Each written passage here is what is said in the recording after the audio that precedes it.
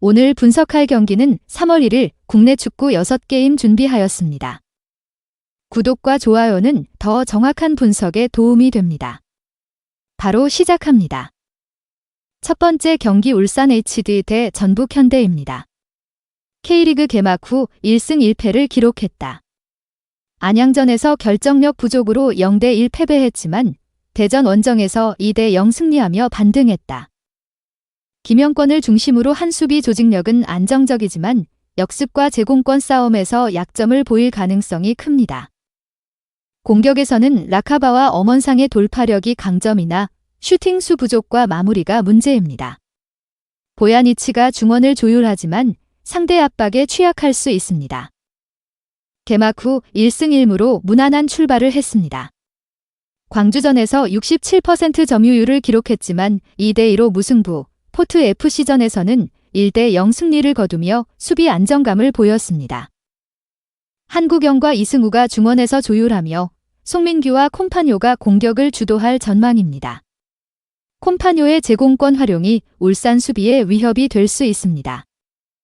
울산이 점유율을 높게 가져가겠지만 결정력 부족이 문제입니다. 전북은 제공권 우위를 활용한 세트피스와 역습으로 득점 기회를 노릴 가능성이 큽니다. 무승부나 2.5언더 게임을 추천드립니다. 두 번째 경기 인천 유나 대 수원 삼성입니다. 개막전에서 경남FC를 2대0으로 꺾으며 좋은 출발을 보였습니다. 김도혁과 이명주가 중원에서 빌드업을 주도하며 경기 운영을 이끌고 있고 제르소의 빠른 돌파가 공격의 핵심입니다. 무고사가 최전방에서 역할을 하지만 밀집 수비를 상대로 정교한 패스 플레이가 필요합니다. 다만 골 결정력이 아쉬운 점이 변수입니다. 강등 후 리빌딩을 진행 중이며 개막전에서 안산을 1대0으로 제압하며 안정적인 수비력을 보였다. 이민혁과 강현묵이 중원에서 볼 배급을 담당하며 경기 운영을 돕고 있지만 공격진의 속도가 느려 역습 외에 뚜렷한 공격 루트가 부족합니다. 선제 실점을 내주면 경기 운영이 어려워질 가능성이 큽니다. 인천이 높은 점유율로 경기를 주도할 가능성이 높으며 수원은 수비적으로 버티면서 역습을 노릴 전망입니다. 다득점 경기보다는 한 골 차 승부가 예상되며 인천이 유리한 흐름을 가져갈 것으로 보입니다. 인천 승리 추천드립니다. 세 번째 경기 포항 스틸 대 대구FC입니다. 포항은 최근 4연패에 빠지며 부진이 이어지고 있네요. 강원 원정에서 1대2로 패하며 분위기가 더욱 가라앉았고 최근 4경기에서 평균 3실점을 허용하며 수비 조직력이 흔들리고 있습니다. 특히 센터백 전력의 불안정성이 크며 상대의 역습과 크로스를 효과적으로 차단하지 못하는 모습입니다. 공격진도 결정력 부족을 보이며 김인성과 백성동이 득점에서 아쉬운 모습을 보이고 있습니다. 최근 2연승을 기록하며 상승세입니다. 강원과 수원FC를 상대로 승리를 거두며 득점력도 올라왔습니다. 세징야가 최근 2경기에서 2골을 기록하며 공격을 이끌고 있으며 라마스와 함께 대구의 빠른 공수 전환을 주도하고 있습니다. 다만 수비진의 조직력이 다소 불안한 점은 변수입니다.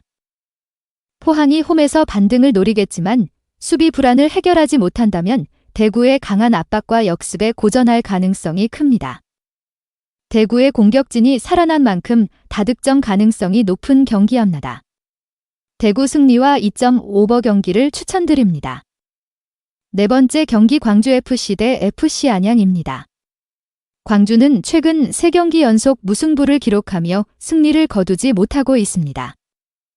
점유율을 높게 가져가며 경기를 주도하지만 결정력 부족이 뚜렷한 문제입니다. 아사니와 헤이스가 공격을 이끌고 있지만 최근 유효 슈팅이 적어 득점력이 저조합니다. 수비에서는 김경민 골키퍼의 선방이 중요하지만 상대의 빠른 역습에 취약한 모습을 보이고 있습니다. 최근 2경기에서 1승 1패를 기록하며 나쁘지 않은 흐름을 보이고 있습니다. 수비적으로 탄탄한 조직력을 유지하며 울산전에서는 실속 있는 경기 운영을 펼쳤습니다. 토마스와 이창용이 수비를 안정적으로 지휘하고 있으며 공격에서는 모타와 올리베이라가 광주의 높은 수비 라인을 공략할 가능성이 큽니다. 광주가 점유율을 주도하겠지만 결정력 부족으로 득점이 쉽지 않을 전망입니다.